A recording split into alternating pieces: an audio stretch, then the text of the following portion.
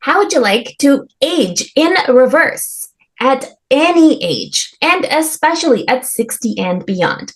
Allison McCune Davis will tell us how. And what's so special about Allison is that she's an author, a traditional naturopath, and mom of 5 who pursued entrepreneurial business in the world of natural health for the last 14 years while raising her family. And she's the author of the book 60 is a Good Start, a powerful body, a purposeful life, and a plan to make it happen.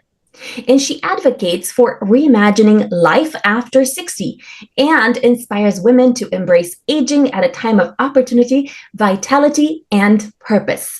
So, Allison, please tell us, how can women feel and look young forever at 60, and how can you feel rejuvenated and feel and look great?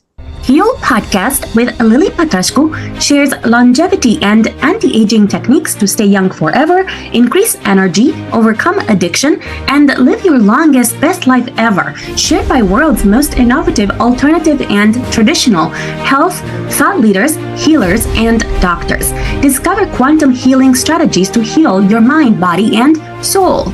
Well, one of my favorite lines is, "Our future is hidden in our daily routine." And this book that I've written is focused on longevity lifestyle habits. And there's tons of studies about those. Many people have heard of the blue zones, those locations around the world. There's like 5, I think there may be 6 now, but where there are conglomerations of centenarians, people that have reached 100 and are still, moving around and doing well. And how did they do that, right? There's Harvard studies. I've also looked at studies to do with cancer and longevity through really bad diagnoses and natural health solutions.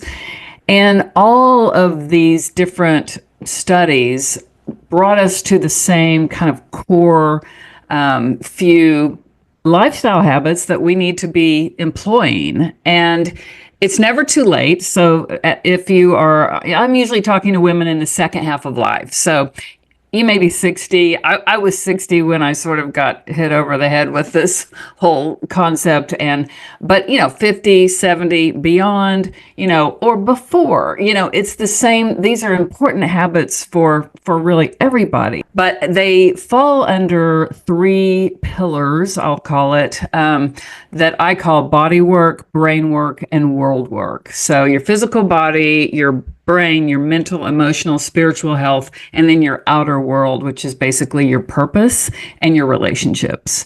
So I'm giving you a lot of information on that stuff in the book, studies and all this kind of stuff, but it leads to what I call the 60-day dare, because we have to have a plan, right? It's like we can talk about all this information, but we need a plan. How do we execute on these kind of things? So my background was as a TV producer before I had kids, and then as a homeschool mom early in the child rearing days. And so both of those were just serious planning. Like that was really, necessary.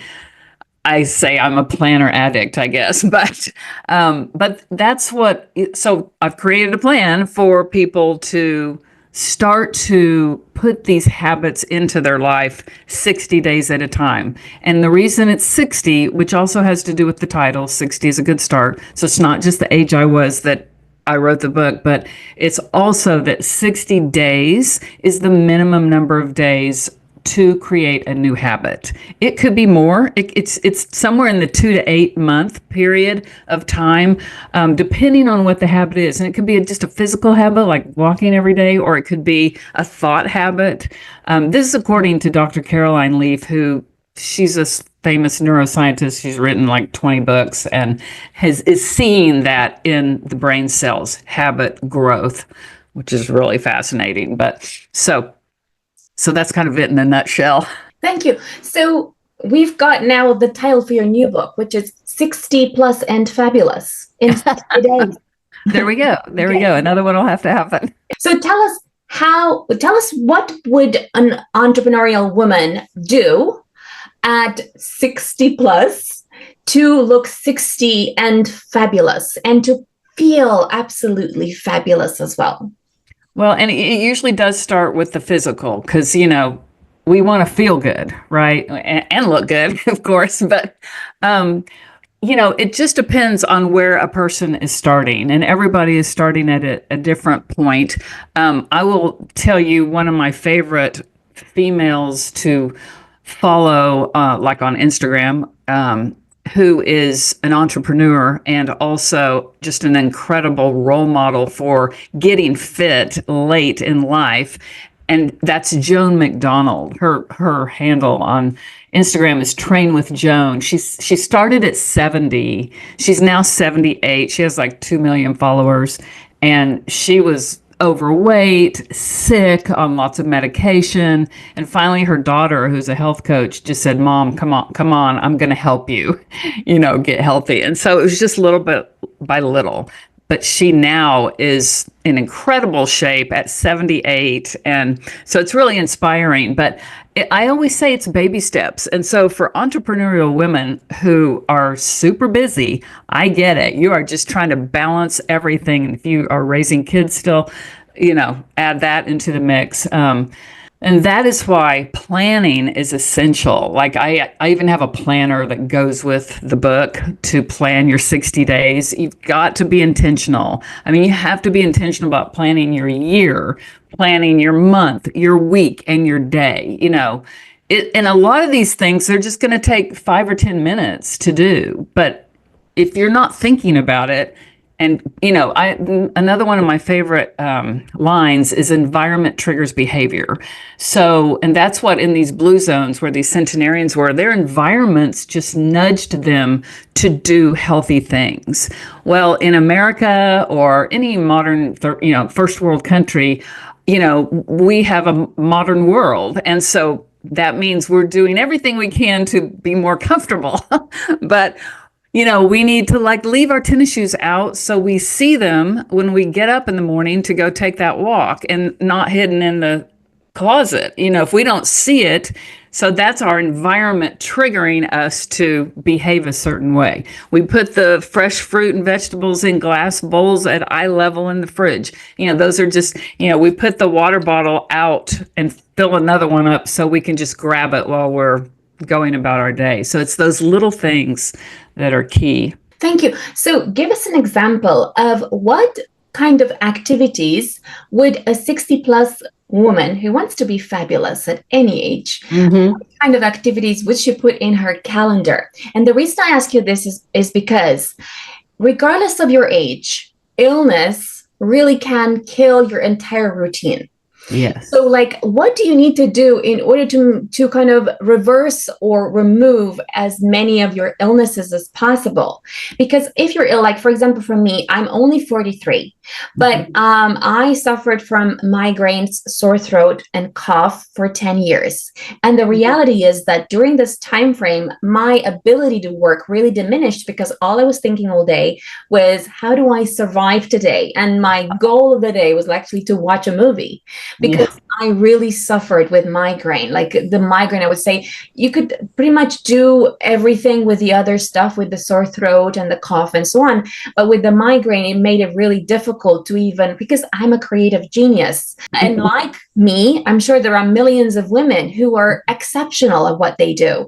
But if they have some sort of illness, whether it's arthritis, whether it's, gut health issues, whether it's, something else, that could really impair their ability to function. What should someone do to kind of eliminate that illness from their body before it kind of starts to take over fully? Well, I get it. And when I was exactly your age, I had 3 little kids, little 5 and under at home. And I was getting sick every 6 weeks. I was a good week, I would just be in bed, unable to function. That was part of what inspired me to really delve into natural health. My father was an MD. He was a surgeon. And so I grew up in a real medicalized world, take an antibiotic for everything. It didn't matter what it was. And so what I learned about 30 years ago when I first went to, actually, he was a traditional Chinese medicine doctor, but later, like about 10 years later, so it's been about 25 years now, I've gone to a naturopath doctor, or functional medicine doctor or integrative medical doctor. Those are the names that, you should look for, because I'm sorry, you're just not going to get what you need from the traditional medical doctor that we've gone to for decades. These doctors are looking for root causes. And for what you're talking about, you've got to look at that. And so, you do a lot of tests. You do saliva tests for your hormones. You do your sex hormones. You do urine tests for your neurohormones, serotonin, dopamine, all that kind of stuff. You do poop tests for your gut health. And back then, I found out that through that test, I had not enough good bacteria and too much bad bacteria. Well, that was as a result of probably 30 years of not eating well. I just ate the modern American diet. I ate whatever I wanted. And, desserts and just all kinds of things. I wasn't paying attention to that at all. And so over time, that's going to catch up with us. So we've got to look at those root causes to figure out what is causing these things. And then we can do something about it. I got on an herbal regimen that my naturopath gave me at that time and eventually kicked it out. And so ever since then, I've been taking, a whole bunch of supplements for various things. I take supplements for gut health. I take them for, endocrine system stuff. I take them for like joint health. If I don't take the supplements that I take for my joints, and I've done this before, I'll stop taking them just to kind of see, how are things going? Do I still really need that? And about 10 days later, I can start feeling my hands, my feet, and my knees. And they're not prescriptions. They're just supplements. They're some of the basic needs that the body has that, maybe I'm not getting enough of in the food I'm eating. And sometimes it's just hard because you'd have to eat a ton of food to get enough of what you need for those kind of things. So, when it's that kind of situation, I think you really just have to you have to find a naturally based doctor. Now, a lot of them will still maybe prescribe medicines, but they are really focused on the root cause of whatever's going on, which is different. Thank you. I stayed over the summer with a relative, and she was actually, struggling to move. And I realized one of the big problems that I think a lot of the older people tend to have is like the inability to move without assistance. Yes. So I'm wondering, what can a 60-plus-year-old woman do to make sure that she's mobile until, 100? Yes. Yeah. Because that's when you're not mobile, you're not able to, you're not going to look good. No. Your body's going to look like shit. You're going to look at yourself in the mirror and not appreciate your own beauty anymore. Yeah. And this is something that I've thought about a lot because my mother, she died in 2018, but she ended up in a wheelchair because basically her muscles in her legs just disintegrated. I mean, they just weren't there anymore. And so very much for our age and above, but of course for all ages, really, it is super. The first thing I would be doing is, well, there's two things. It's walking. So I don't care if you've not walked, you start walking to the end of the block and back, just start a little bit but keep going. The more you walk, the better you're going to do. But the second thing that's super important is weightlifting, strength training. We have got to build those muscles, and that's also going to help with the bone density. You can get osteoporosis the older you get, so we need to focus on bone density. A lot of times women will wear weighted vests while they walk, so that's helpful for bone density. But that muscle strength is particularly if you did nothing more lower body, so you're really getting your thighs and your hips and your calves. That's the most important. Thank you. What can women 60 plus do to prevent osteoporosis or osteoarthritis or other conditions that could affect their bone structure? Is there anything that they need to eat or anything they need to do to kind of reduce the likelihood of getting these kind of conditions that could dramatically impair their ability to move? Again, the weighted vest and the strength training is huge. I mean, that's probably number one really for bone density. But you could look up, just Google the foods that would be good for that because there'll be a lot. But I take a supplement called, I get it on Amazon, called Strontium. It's an element. My naturopath has me taking that because I don't have osteoporosis, but like maybe right below what that would be the level was. So I'm taking that just kind of as a preventative. And I've had a bone density scan. It's about a year ago, so I'll probably do another one soon. So it'll be real interesting to see if that's had an effect. But the strength training is really the top thing, I think. There are also, like, a lot of times there's those little trampolines. Those are really good, and they're easy on the joints. So jumping on those, and they've usually got a handle you can hold on to. But those are a good thing too. You want a good one though. You don't want the cheap ones. And, those cost several $100s, but your health, it's better to pay for those things now than have to pay for it later in being sick. What other habits should 60 plus year old women consider integrating into their routine to feel beautiful? Well, I think the probably number one thing is how important sleep is. And so, in my 60-day dare, I've got what I call the big five in each of those categories: body, brain, and outer world. And you're supposed to pick one from each. You could pick more, but sleep is one of those in the big five. It is so essential. I have this Aura ring. This is a sleep tracker that I love this thing. You have an app on your phone, and it tracks how much deep sleep you're getting, how much REM sleep you're getting, and then how much light sleep you're getting. And you really become aware of whether or not you're getting enough sleep. It also tracks your stress.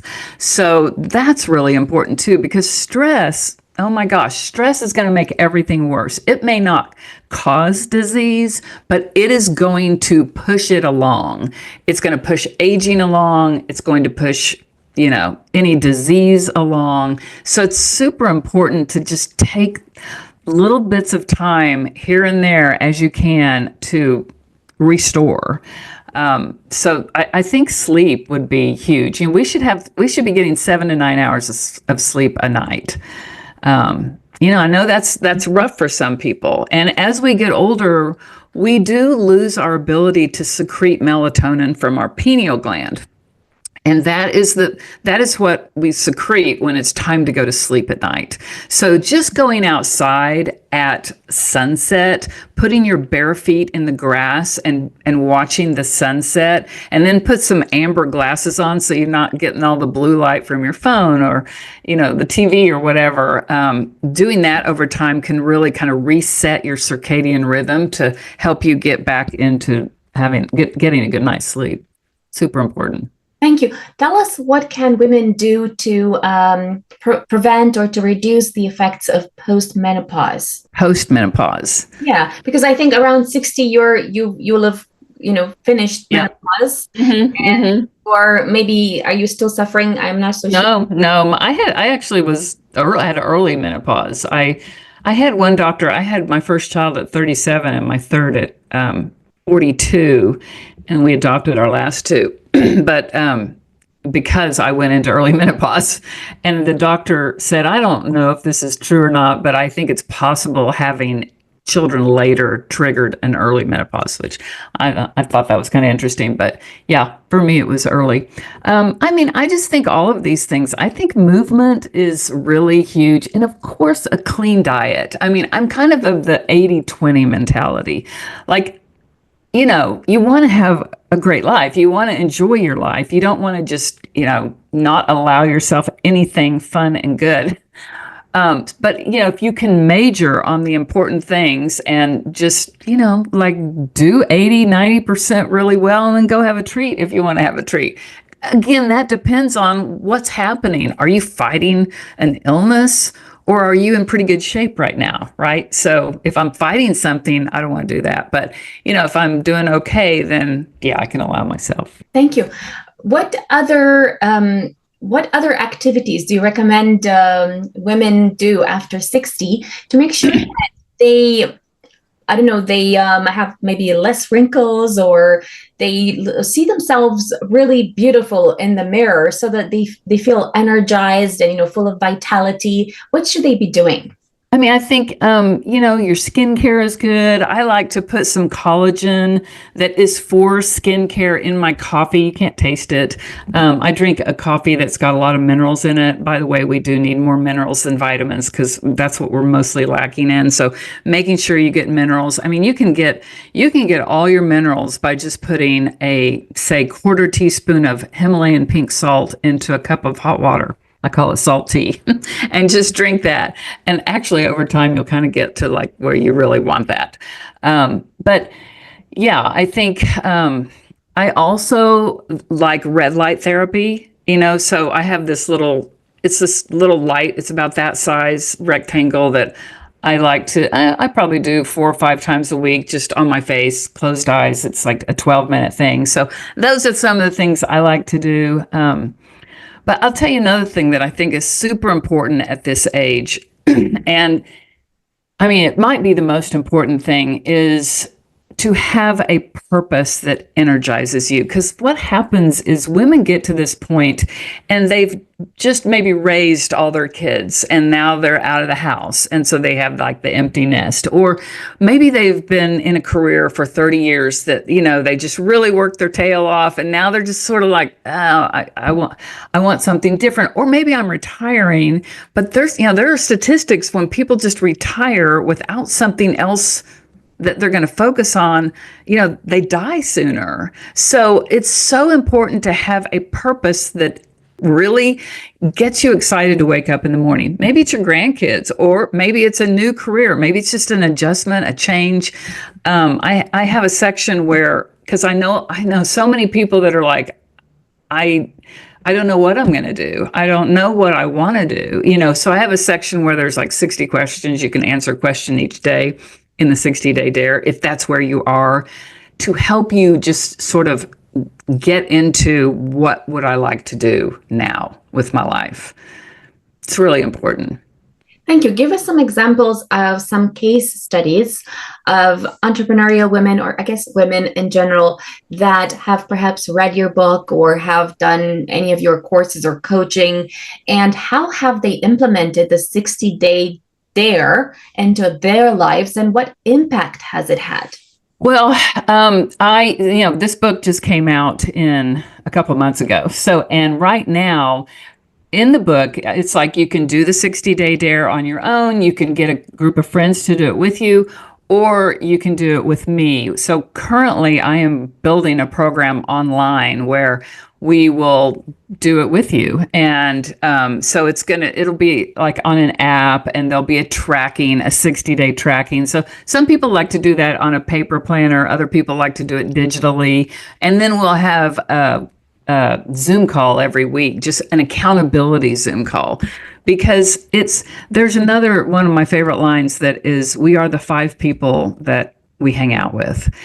So who are those like top 5 people that you hang out with, whether it's in person or online or whatever it is, family members, because we want to be around people that uplift us, right? And so that accountability is super important. So, there's one of the things I did before I developed this program is a thing called 75 Hard. Have you heard of that? No. Yeah, that kind of was, I kind of went on this, like, I turned 60 and kind of freaked out. And I was just like, oh my gosh, what am I doing with my life? Am I doing what I should be doing? Am I doing what's my purpose? And am I doing that? And so I kind of went on, I felt like I was really in a transitory moment. And that is the case for about this age for women. It's a transformative time. And so I was kind of on this, like, what turned out to be a 7-month little odyssey of, trying new and different things which resulted in me going, oh, I think I'm going to write a book. Well, on the way to that, I did a thing called 75 Hard. Now, it's different from what my plan is, because it was definitely not geared to women in the second half of life. I mean, it was invented by a guy that's got tattoos and muscles, and, it was sort of more of a broad spectrum of people, but it was a 75-day challenge, and it was really all just physical. So it was a lot of working out. It was 2 45-minute workouts a day, and it was, drinking a gallon of water, which is a lot of water, and eating a certain clean diet. And so it was probably one of the biggest challenges that I've ever done. But I did it because, I was motivated because I had just turned 60. I was like, I have to do something. And I'd also learned this concept of a misogi. That's a Japanese word for a life-changing event. And so I was like, okay, this could be my misogi for that year. That was 2021. And so I was really motivated by those two things to do that. Tons of people have done that, which is similar to this. This kind of thing is life-changing. When you commit to something like this and you don't miss a single day, by the end of, whatever it is, 60 days in my case, 75 days in that other case, it's not very often that we do something like that. So, but it does require accountability. And, so it's life-changing for people, no doubt. Thank you. What can women over 60 do to make sure that they're not taking this challenge too far, so that they're having like a balanced approach, so that they don't end up injuring themselves in the process by, going too far in terms of the challenge that they are going to, go. Well, I talk about that a lot in my book, because you definitely want to set yourself up for success, because you're designing what is going to work for you. And you do get the first week to make some adjustments, make some changes. You might go for 3 days and be like, oh, that's not going to work for me. But so, it's super important not to set yourself up for failure. How far do you normally walk? Now, can you do that every single day for 60 days?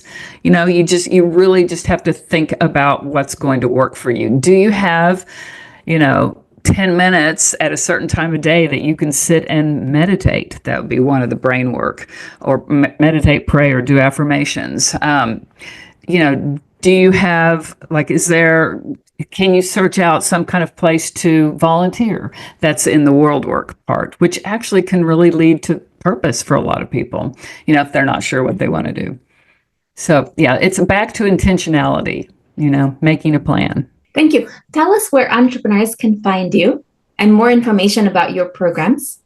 Okay. Well, I'm on Instagram, my name, Allison McCune Davis. You can find me there. You can send me a message. And then I have a website, same thing, AllisonMcCuneDavis.com. And there's a link to the book there. It's on Amazon. It's everywhere you can buy books. And there's also a link to subscribe to the 60-Day Dare program. And we'll just let you know when we're starting if you're interested in that too. Thank you. Follow me for more interviews with world's most innovative health change makers to live your healthiest life ever.